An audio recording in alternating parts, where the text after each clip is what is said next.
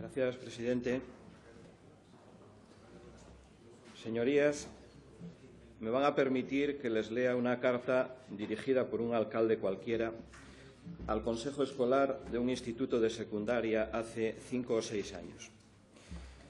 Queridos amigos, es la primera vez que me dirijo a este órgano colegiado, pues creo que como representantes de la comunidad educativa es a quien debo trasladar mi modesta opinión y mis reflexiones para que, si lo consideráis oportuno, podáis tenerlas en cuenta a la hora de elaborar actividades para el próximo curso. Recientemente inaugurábamos en nuestro concejo 2 monolitos al lado de 2 fosas comunes, en Sobrepiedra y al lado del cementerio de Arriondas, donde yacen los restos de personas que perdieron su vida por defender una legitimidad establecida democráticamente. Previamente ya había otros 2 colocados en Arenas y en El Fito. Justicia moral, restitución simbólica, homenaje y presencia pública que supuestamente pretende romper el silencio al que se había obligado la sociedad española mediante un pacto de olvido en la transición, pero que en una democracia mayor de edad no se puede tolerar, es lo que se pretende colocando estos monolitos. Estos monumentos sirven para conocer el pasado y así poder utilizarlo como enseñanza para el presente y para el futuro, de tal manera que ese conocimiento se convierta en sostén de la moral social. Son y deben ser monumentos que ejerzan la función didáctica que les corresponde como lugares de memoria que son.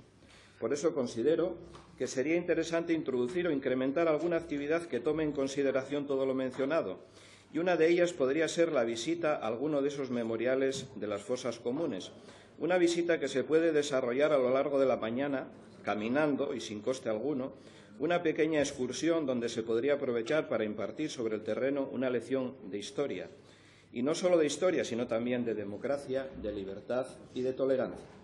Y esto no implica de ninguna manera buscar la confrontación de memorias, de vencedores y vencidos, sino asegurar la incorporación del conocimiento riguroso del pasado a la memoria pública, la incorporación rigurosa de un hecho traumático de nuestra historia, que fue la Guerra Civil, para que así no se vuelva a repetir.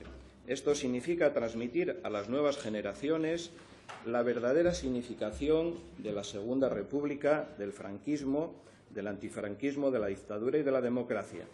Solo si conocemos los horrores del pasado, si sabemos cómo se gestaron y se llevaron a cabo, los podremos combatir mejor.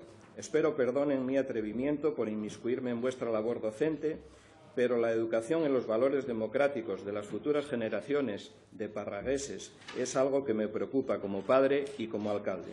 Muchas gracias. Un saludo. Marcos Gutiérrez Escandón, alcalde de Parras. Bien. Aunque no es muy común citarse a uno mismo, espero, señorías, que no se lo tomen como un signo de arrogancia, pero creo que la cita es muy pertinente para clarificar el sentido de nuestro grupo político sobre el tema que nos ocupa. Por lo mencionado, votaremos a favor de la toma en consideración de esta proposición de ley, pero no sin antes hacer alguna reflexión más, fundamentalmente sobre el concepto de memoria. Es cierto que el debate sobre el pasado siempre resulta controvertido y muchas veces doloroso, pero no es menos cierto que su ausencia dificulta el camino hacia la democracia.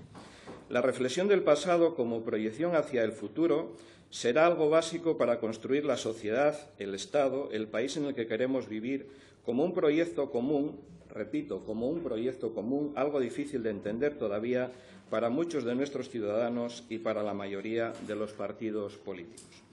Nosotros estaremos de acuerdo con esta proposición de ley siempre que busque la memoria más como voluntad de comprensión que como ajuste de cuentas. No podemos ni debemos utilizar la memoria como arma arrojadiza, aunque ello no nos impida, faltaría más, seguir defendiendo determinadas ideas que siguen plenamente vigentes hoy en día. No seremos, señorías, una sociedad verdaderamente moderna y avanzada hasta que no tengamos una memoria colectiva ampliamente compartida. Todos sabemos que eso es más fácil cuando un país se ha unido para luchar frente a una agresión externa, Francia frente a los nazis, por ejemplo, que cuando la lucha ha sido fratricida. Por eso es de gran relevancia el papel de los historiadores. Una rigurosa labor historiográfica alejará esa recuperación de utilizaciones partidistas. Este, señorías, no es un problema de política partidaria, Más bien es una cuestión de calidad democrática, en realidad de cultura democrática y de defensa de los derechos humanos. Y mientras no lo veamos así, tendremos un problema, algo que acabo de constatar con alguna de las intervenciones hoy aquí escuchadas. Es un error, señorías, desconectar el modelo democrático de la memoria histórica. La reconstrucción y formación de la voluntad política de los ciudadanos, que nunca es adoctrinamiento, pasa por el cumplimiento de dos principios: recordar democráticamente y democratizar recordando. Tan necesario es para nuestra democracia el ejercicio de la memoria como fundamental es que esa memoria sea democrática y que no se utilice, por ejemplo, como un mecanismo de imposición de identidades, algo que, por desgracia, estamos contemplando y sufriendo en alguna que otra comunidad autónoma muy de actualidad estos días. La ausencia de este debate, una ausencia, por otra parte, necesaria en aquel momento de transición, nos ha llevado a que actualmente tenga más peso la democracia de la identidad o de las identidades que la idea de una identidad democrática.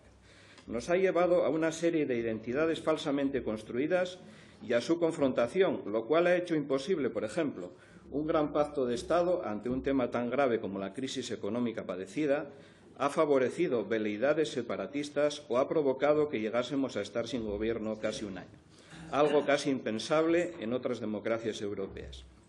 Para finalizar, decir, señor portavoz, que nosotros estaremos de acuerdo con esta proposición de ley siempre que se oriente hacia la verdad, la justicia, la reparación y la no repetición, y siempre que busque esa identidad democrática tan necesaria en nuestra sociedad actual. Una identidad democrática que no significa en ningún caso el abandono de nuestros principios ideológicos. Esta ley también debe suponer una oportunidad para establecer la ilegitimidad y condenar moralmente cualquier idea política que utilice la violencia como medio. Estos son algunos principios generales que para nuestro grupo político deben guiar la tramitación de esta ley. Del contenido concreto y de algún tema que nos suscita dudas, como el régimen sancionador o alguna propuesta que ineludiblemente conlleva la incorporación de importante partida presupuestaria, hablaremos en las siguientes fases del procedimiento legislativo. Gracias. Gracias.